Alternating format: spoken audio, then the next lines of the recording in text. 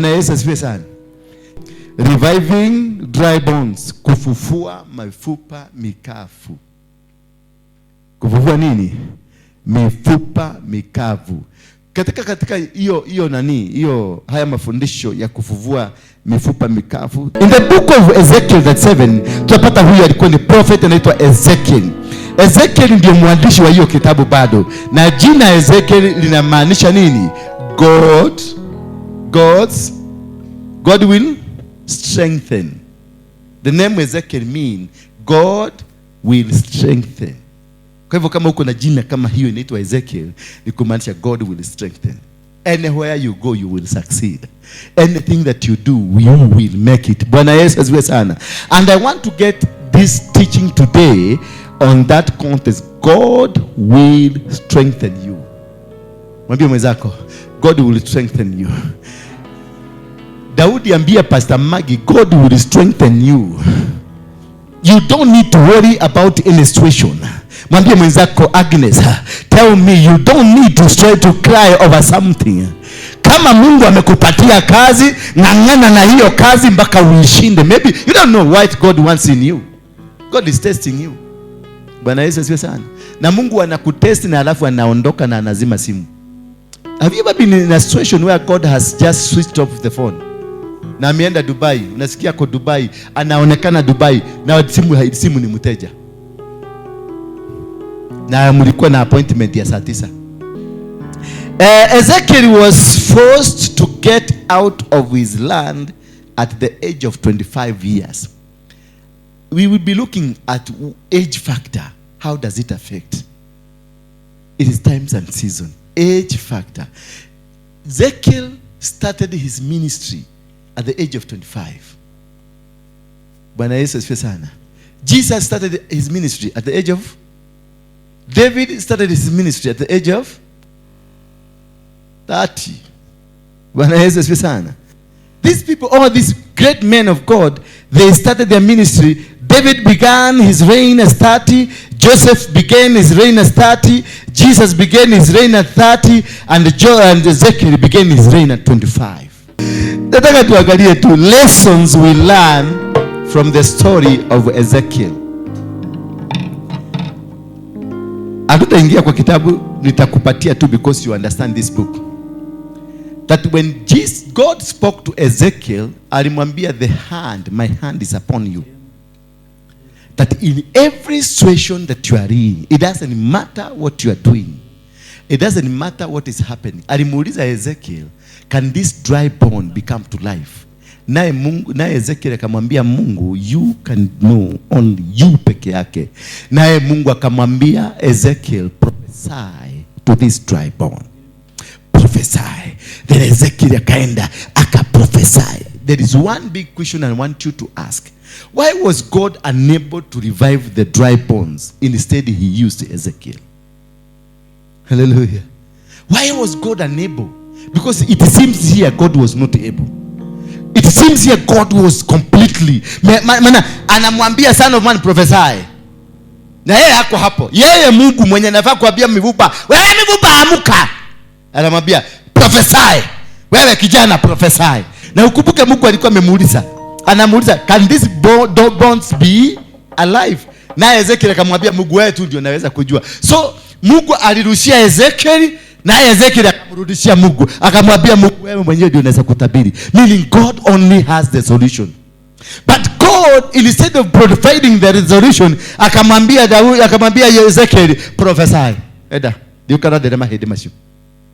Akaenda akasema, mifupa kaa. Ikiki. Rakaka. Mifupa amuka. Mifupa ikaanza kurudi. Kakakokokokokoko. Kekekekekeke. Eno kikikikiki. Okakakaka. Mifupa ikarudi pamoja.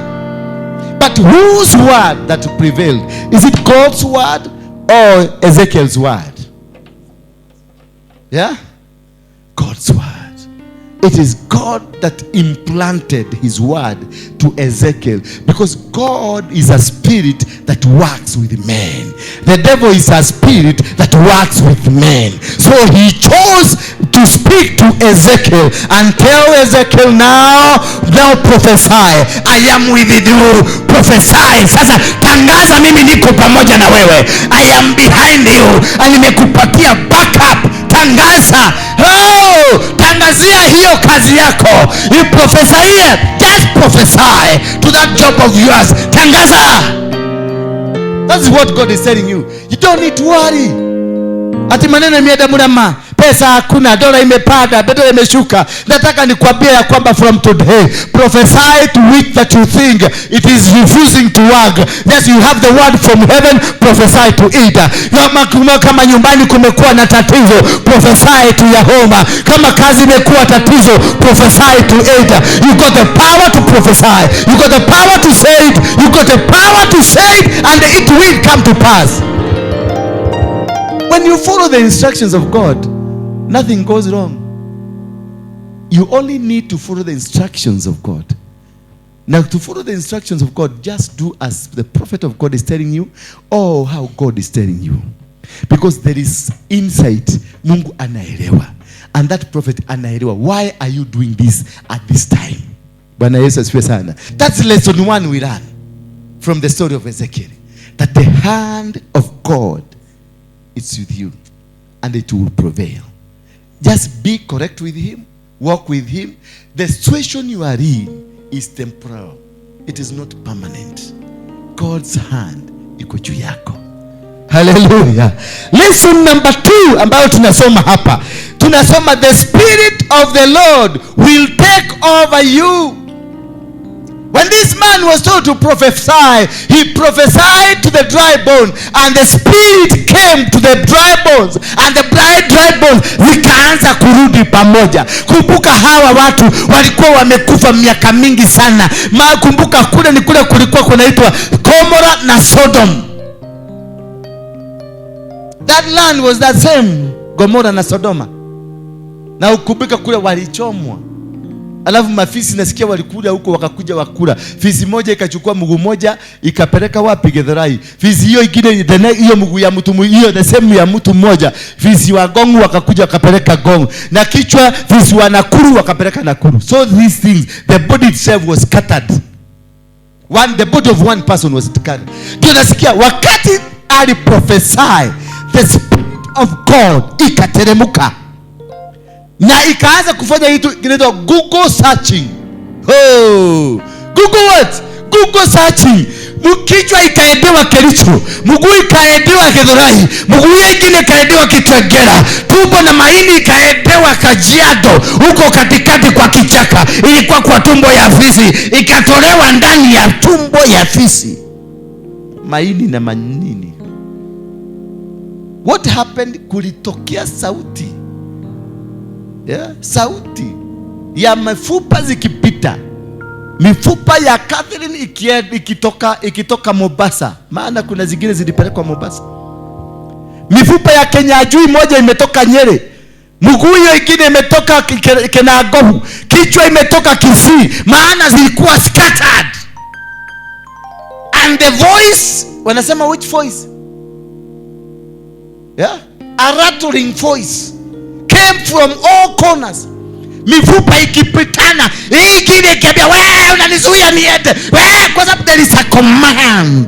That when there is a command, everything will fight going back to the right position. When God will command everything, you don't need to command. You don't need to say anything. You don't need to force anything. You don't need to push anything. You need only the command from heaven. When the command from heaven comes, my dear friend, you will no more cry. You will not. What you will hear ni mavoice zikikuja. Utaanza kusikia ni kama wewe ni chizi. Utaanza kusikia ni kama wewe ni nini? Because hii mguu inatoka Kisii na hii mguu ingine inatoka Kisumu, zinapitianga kwa hanga. Sasa zinapikana za Onyango, za Karioki, za Kiprotich na za Kimngetich, zote zikingangania, zikijua kila mmoja inaenda kule inafaa kukua. Where the point of location. When the Spirit of God is now ready to take off, bonds that were destroyed, things that were destroyed in your life, marriages that were destroyed, businesses that were destroyed, ministries that were destroyed, they will move as fast as lightning to position themselves. So there is no need of worry. Maybe mwenzako wacha kuworry. Agnes, don't worry. This thing is too small. Hallelujah. Don't worry about your past. Don't worry about what is happening. Don't worry about your future. Just worry, is the Spirit of God with me? That is what you need to take care of. Is the Spirit of God with me? If the Spirit of God is with you, the hand of God is with you. The hand of God. Number 2, the Spirit of God. Those are 2 things that you need. And number 3, new life is put into you to the lifeless. New life is put to the lifeless. Where you see there is no life in that business that you are doing, there's completely no life. In your marriage, there is no life. In your ministry, there is no life. In your whatever that you are doing, there is no life. One thing I want to assure you today, there is a new thing that God is doing in you. These dry bones were completely dead. Alipo prophesy akaambia bones zikakuja pamoja. The next prophetic word akaambia mifupa ile nyama zirudi. So there is life that is coming. Prophesy to your business that there will be new life, there will be new breath. Akaweka nyama hazikukuja, nyama zilikuta. Mifupa ndio ilikuwa miende, lakini nyama zilikuwa zimekaa hapo karibu. Hallelujah. Mahede ni mamadhiete. Kwa sababu aliambiwa, son of man, prophesy, put flesh, put new life. You need only to prophesy to that business. Put nyama. Your business is a dry bone. Your marriage is a dry bone. Your ministry is a dry bone. All what it needs, it is not a super miracle. It is not a super power. It is not a super prophetic word. It is only you who is the owner of the miracle to prophesy to it. Prophesy to your marriage, mommy. Prophesy to him. We teach. Yes. Are you looking for the people? Are you looking? Are you looking for people? Prophesy to them. Mwetia. Prophesy.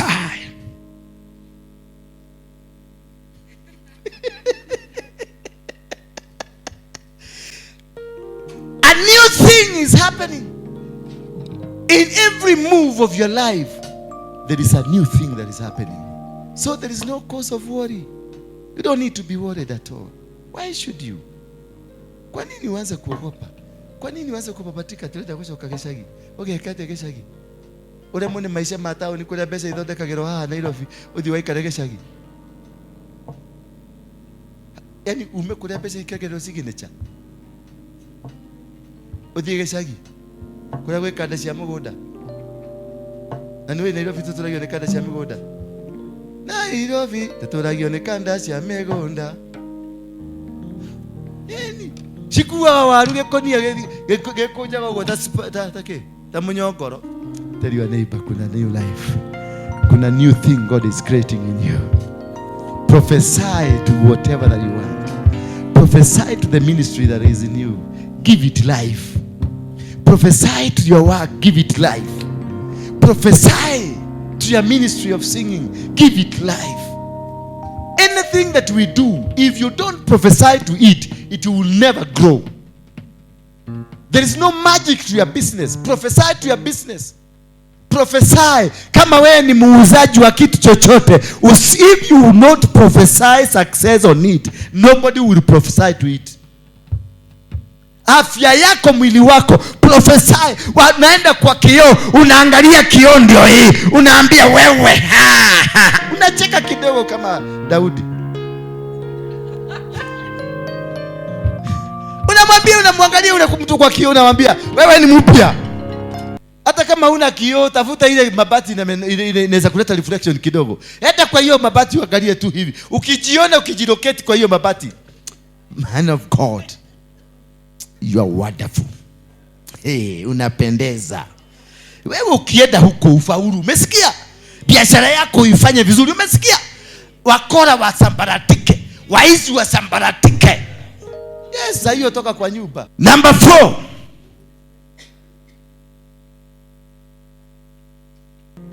Number 4. With God, things are possible. That is verse 3. Acha tusome hiyo verse kwa sababu inanijenga sana. Things are what? Akaniambia, mwanadamu, je, mifupa hii yaweza kuishi? Nami nikamjibu, Bwana Mungu, wajua wewe. Verse 4 ikasema, akaniambia tena, toa unabii juu ya mifupa hii, uambie, enyi mifupa mikavu, lisikizeni neno la Bwana. Verse 5 ikasema, Bwana wa Mungu aliambia mifupa, Bwana Mungu aliambia mifupa hii maneno haya, tazama, nitatia pumzi ndani yenu, nanyi mtaishi. With God things are possible, because he knows how and when. Hallelujah. God knows what we are going through, and he knows how and when to solve this problem. So usiwache kupapatika, wacha kurukaruka, wacha kutatizika na jambo maana limekuwa ligumu. Don't worry, just position yourself. That is the most important thing. Just position yourself. Put yourself into the position of God's blessings. Ezekiel was ready to be used. Ezekiel was a man of God. He was ready to be used. Are you ready to be used? Are you ready to serve God? Are you ready just to execute? Because there is no authority you are using from yourself. You are just using an authority from heaven. Just telling God, here I am. Telling God, you know. And then God telling you, go prophesy. Go say to it. Sema kitu. Bwana Yesu asifiwe sana. So with God, things are possible. And he knows how and when to do. And he knows when he knows what we are. And God knows what we are going through. And number 5. When God speaks, things happen. When God speaks, Mungu akinena hadasa, things would happen. Usianze sasa kungangana ati ni kohoya dathi katoroni na dathi katoroni kohoya kai no ginya wekio no ginya kia kweli usiweta bolimu. Hiyo ndio leta kaujika. Bwana Yesu asifiwe sana. You don't command God. You don't. You let the will of God be done. And that's where I say, hallowed be thy name. Thy kingdom, then thy will be done on earth as it is in heaven. So it is upon him to make a decision to come and bless you. So when God speaks, if he has spoken, Daudi, if God has spoken, I'm telling you, nothing can be stopped by anybody. Wakuje waganga, wakuje wachawi, wakuje wanani, it doesn't matter what is the combination that is coming. The most important to God is that he has said, as long as Mungu amesema, it is going to be done.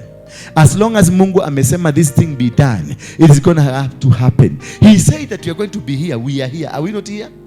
Walisema hatutaenda mbali. Hapa ni wapi? Hapa ni wapi? Bwana Yesu asifiwe sana. Don't worry. God has said, go wait. He tells Moses that stand still and see the salvation I'm about to bring to you. Just stand still. He told them, don't panic. They were panicking because the enemy is coming. And the river here, River Jordan, ilikubwa. It is also big. Iko na macrocodile na vitu zote za nani ziko pale. And then they went back to Moses, wakauliza Moses, why did you bring us here? Huko Misri hakukuwa na makaburi tugezikwa huko. Imagine mtu kama amefika hapo level. Yaani umeona miujiza ile imetendeka kwa barabara mkikuja. Imefika sasa maadui ndio hawa na maji ndio hii. There is no escape here. Naona mtu anakuuliza, yaani apostle, uliona tu ukuje tumalizie hapa? Yaani uliona tu tumalizike? Yani wewe uliona kule tulikuwa, si hata ungetuacha tu tuendelee kuwatumikia. Tulikuambia tunataka tuendelee kutumikia. Naye Musa akawaambia, Musa hakupanic because he knows there is a voice of God. He never panicked. He told them, sit and see the deliverance of God. Just sit down. He never panicked. A man of God does not panic. You don't cry. If you are a servant of God, you don't cry Nancy. You stay put. Hata maisha ikifika mwisho, unaona pesa haijatumwa na watu wamekusubua, you don't panic. Unasimama na naambia Yesu, wewe ndio ulituambia mifupa mikavu tunaweza kuinenea. Nyinyi mnataka pesa, nyinyi ni mifupa mikavu na wanenea, muondoke. Sasa ndio kanenea Radi Road.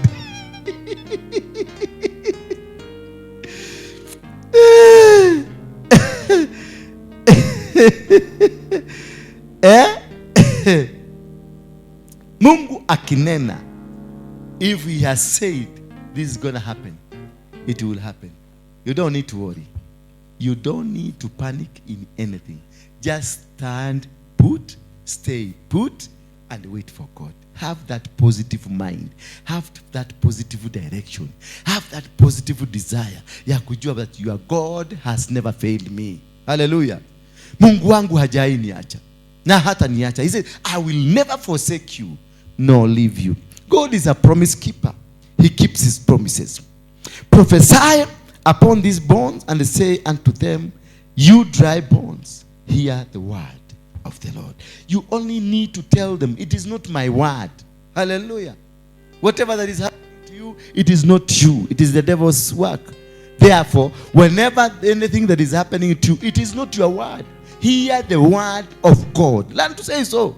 Wacha kujipiga kifua. There is nothing you can be able to do here. Hawezi kuongoza watu kama hawa, wakuje hawa, hata kama ni watu wachache. Huwezi kuongoza bila Mungu. The hand of God must be in you. That is why you say, prophesy. Na akaambia mifupa, hear the word of God, not my word. Hear the word of God. Sikiliza, usikie neno la Mungu. That is the application that people fail to understand. You apply the name of God. You apply. You say as it has been said to you. Usianze kuweza kusema, "Olako, keke." No. Hear the word of God. You don't panic. You will never be put to shame. You will never be put to shame. Because you are speaking about your God, a God that has never failed. You are just speaking about God. It's not about you. So unaogopa nini? Mimi hata nikikuja hapa nikuta ni viti vikavu, nitaendelea kuhubiri. Na nawaambia na watatoa sadaka. Sasa ni wakati wa kutoa sadaka. Viti mjitayarishe kutoka hilo muanze hapa. Na hilo ikuje. Na hilo ikuje. I don't care. I don't care what will be said of me. I'm saying hear the word of the Lord. Nani ataibika? Ni mimi ama ni Mungu? I'm just a vessel. Mimi a vessel. Aliuliza, who is ready to be used? Mimi nikasema here I am. So I don't care what is going to happen to me. I'll just say as he's telling me. I'm just a vessel. Atuleta kwiyuraga guku ate todo ate maundu matirathi ira kuragereire ate muthuri ni akurakarire ate mutumia ni akurakarire ate biashara ndirathi na mbere. It is because it is your word you took there in the morning. That is why the business is not working. You took your word. You don't take your word to your business. You go to your business unabia. Where? Phone covers. Na phone accessories. Mnasikia? Hear the word of God. You are supposed to be in people's phones. Mumesikia? Nemwaigwa. Dikamukore goko hwaini. And that's the end of it. Go do your business. God will send because you have instructed them in the name of God. Instruct anything in the name of God and you are not going to fail. Instruct your ministry, your calling in the name of God and you are not going to fail. Kama wewe ni broker ya mawe na mchanga, don't worry. Wewe simama, uende kwa mchanga kule Ukambani, simama kanyaga mchanga. Unaambia mchanga, wewe mchanga, unasikia? Hear the word of God. You are not supposed to be here. Unafaa kucheka manyumba. Umesikia? Sikutaki hapa. Kesho ninaleta lori. Utaona vile tusimu tutakuja. Maneki. Dehera lori dhano. Kenyaji, because watakuja wanajua nani alinena, nani alitumika kunena, ni Kenyajui. Wanaenda zinatafutaka Kenyajui. Bwana Yesu asifiwe sana. Zinatafutaka Kenyajui. Zinamuuliza, "Gai eku geta ototo waleku kwa Waruinge." That is what happens. Bwana Yesu asifiwe sana. So don't insert your word when you're doing the processes of God. Insert the word of God. Hear the voice of God. Hear the word of God. Command them by the word of God, not your word. Invoke Jesus. He say, "I'm the way and I'm what? And the truth." So if you just invoke that, the way, where there is no way, I will make a way. In the middle of the desert, nitajenga well ya maji, mutakunywa maji. You don't need to panic. You need to only assert yourself. Uko kwa desert. Maana anasema in the desert, kwenye desert, I will create a well of water. So will a well of water be created when you are not there? No. Lazima ufike kwa hiyo desert ndio kukue na sababu ya maji kutengenezeka. Jua kama unanielewa? Ndio kukue na sababu, lazima ukue kwa jangwani, lazima uende jangwani ndio uhurumiwe, kusemekane mtu wetu amefika. Na huyu mtu ukifika kwa jangwani unasema, "In the name of Jesus." In where desert, hear the word of God. Hii mwili inataka maji. And go. Mungu ndiye ataibika, atavuja mawe huko maji patikane. Because you have invoked his name. We are failing because we don't invoke the name of God. We are failing because we are always selfish. We want to be seen. It's like it is us who are doing this thing. No, there is nothing you can do. Hata kusimama hivyo nimesimama.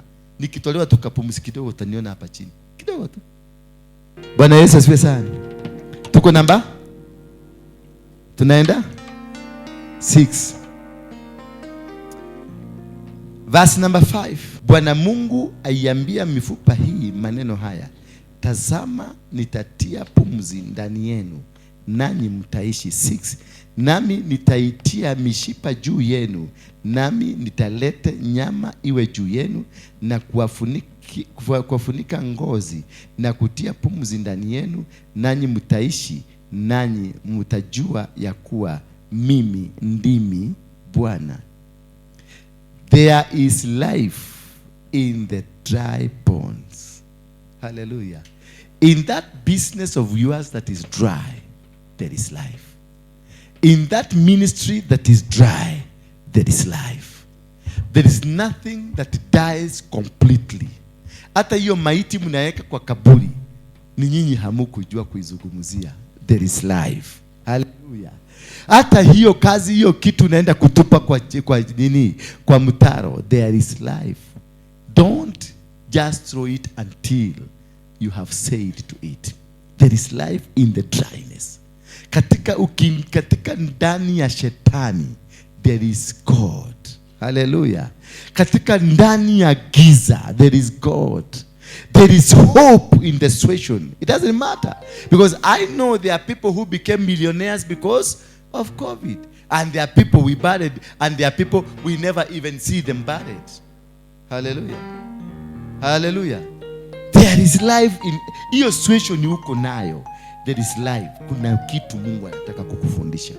Labda ulikuanga mjuaji sana, lakini Mungu anataka kukufundisha ya kwamba people can stand with you.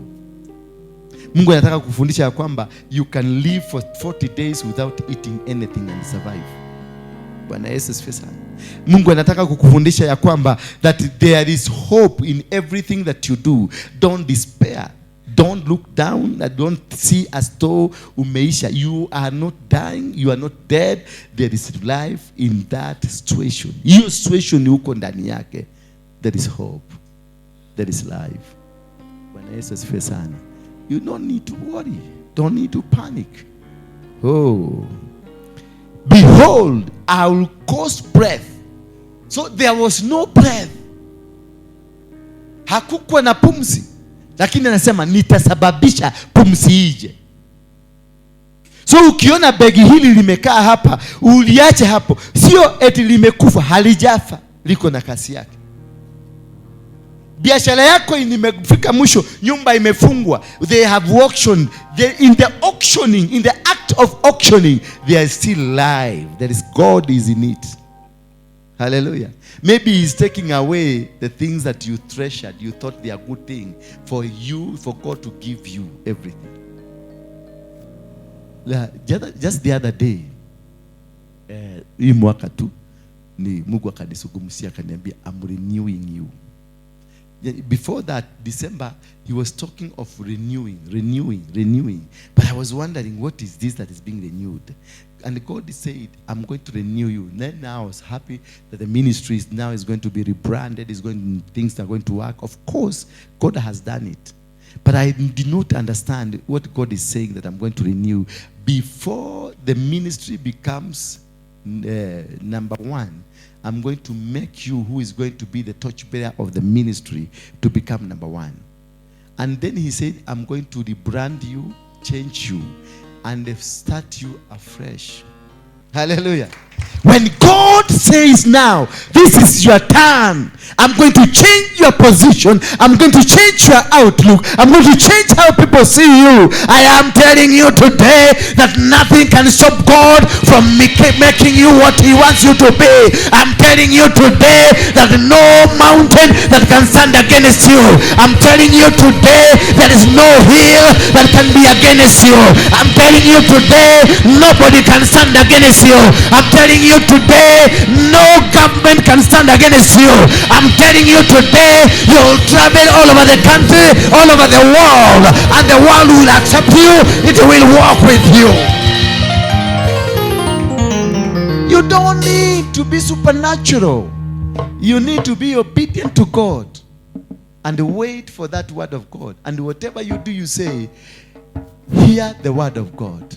The moment you say, hear the word of God, everything works for you. The moment you invoke God, you step aside. Let me tell you the secret. When you invoke God, ukiteka tu neno la Mungu, una step aside and you let him do his will. The will of God is not done by us. The will of God is done by him, because we say, thy will be done. Him as he chooses. Hallelujah. As he what? He chooses. So wacha hiyo argument mingi ya kutaka kufikio kiburi yako.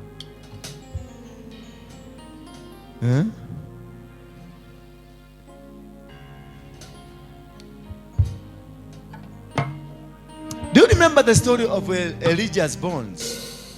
Who remember that story? Elisha died and they buried him. Now the bands of the Moabites will invade the land in the springs of the year.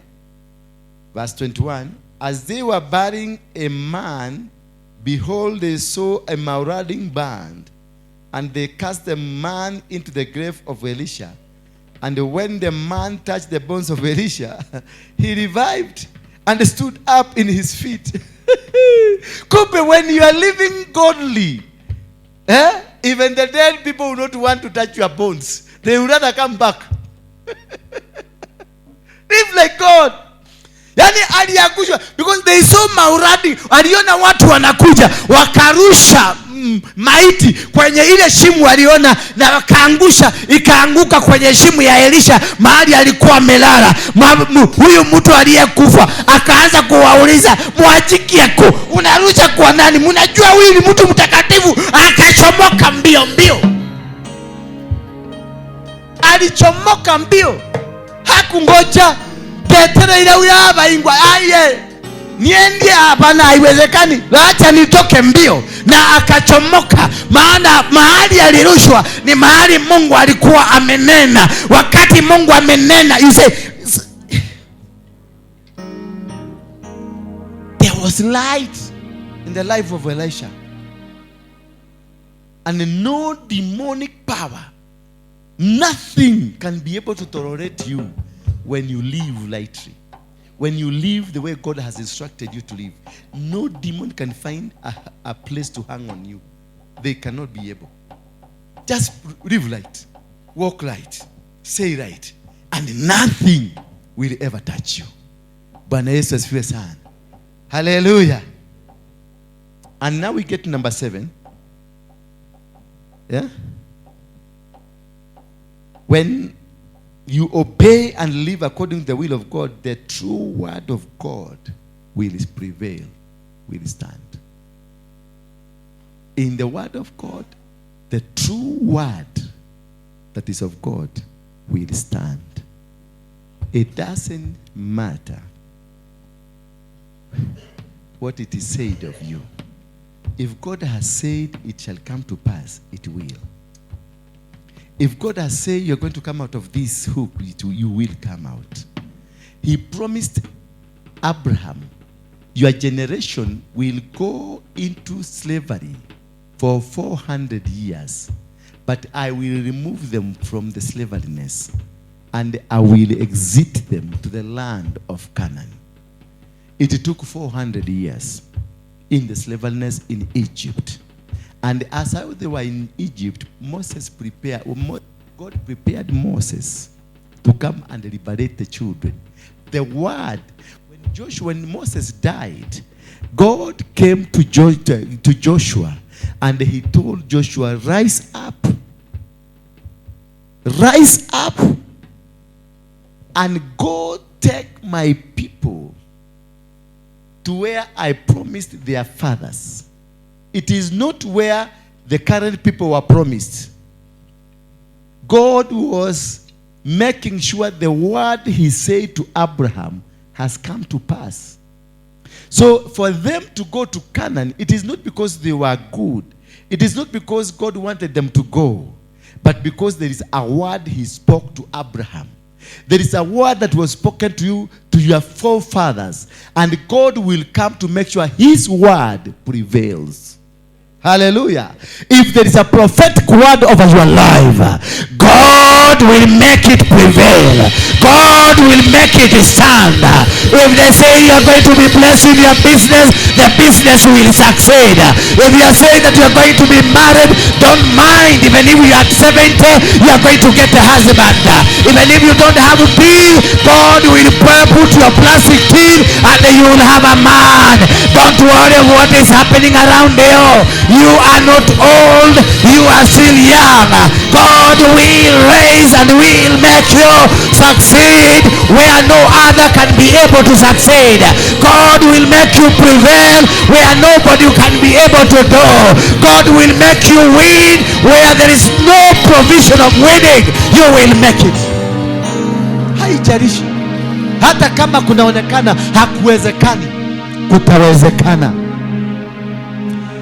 I was commanded, verse 7. So I prophesied as I was commanded, and as I prophesied, line was noise, and behold, a shaking, and the bones came together, bone to his bones. As I was commanded. This God is still teaching us. It is not you. Hauna mamlaka, hauna nguvu, hauna chochote. I am just but a vessel preaching to you. It is not my word, but the word of God. As I was commanded, I prophesied, and the bones to bones came together. Just do the will of God and let any other things to happen the way God wants. Don't push anything. Don't push. Don't push. Don't push. Hallelujah. Let God do his will. Hallelujah. Wacha tumalizie hapo. Sidio? Let's finish there. That we have learned 7 good lessons. Lesson number 1. Let's go back to my class. Lesson number 1. The hand of God is on you. Number 2. The Spirit of the Lord will take over. Lesson number 3. Sorry? New life is put into you. Lesson number 4. With God, all things are possible. Lesson number 5. When God speaks, things do what? They do happen. Lesson number 6. There is life in what? In the dryness of your nature. Hallelujah. Lesson number 7. The true word of God. Don't try to justify yourself. Let the word of God that is in you prevail. Tusimame kwa miguu yetu. Hallelujah. Pigia Yesu huyo mkofi. I want, as you are doing this song, I want you to reflect of what kind of a life have you lived. Umeishi maisha gani? Umeishi maisha ya kuteteza Mungu,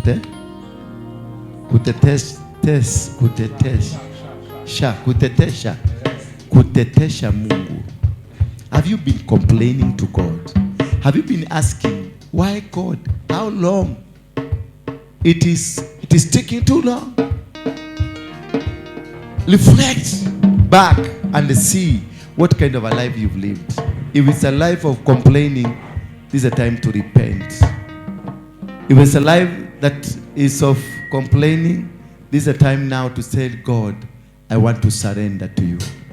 Can we do this? Surrender all to God. I surrender all to you. Just reflect it. Do it as though it's a prayer. Do it as though it's a prayer. Surrender your children to God. Surrender your business to God. Surrender your marriage to God. Surrender your ministry to God. To you. Everything I give to you, I surrender. Say, I surrender all to you. Sing it deep in your heart. Sing it deep inside your heart. I surrender to God. Tell God, I surrender.